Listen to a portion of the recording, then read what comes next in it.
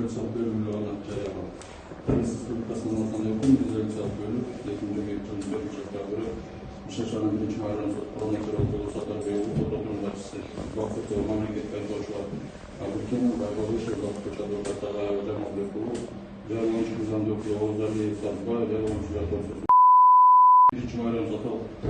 өлтүрүү башкарманын айтысы Жумагулова, зордуулуктан районсуз мамиледен жабык тарткан балдарга жардам берүү Бабурун Азиз Абдибекова катышуулары менен сот кача жабык сот которунда 2003 жылдын 23 айында Чүй облусунун туулган Кыргыз Республикасынын жараны Орто Кыргыз Бойдок Билим Орто Убакыт Булгаевдин болуп иштеген мурда кылуучу окуусунун тартылган бөгөт бою чарасы 2022 жылдын 19 февралдан тартып камакта айыпталуучунун көчүрмөсүн өз убагында алган.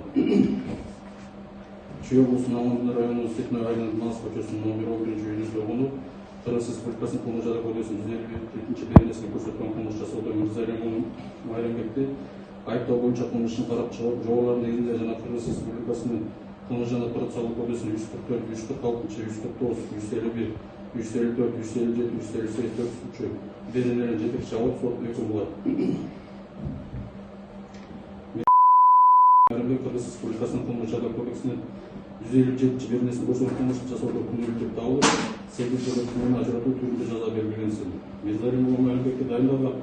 жазанын өтөмөнү 2022 жылдын 19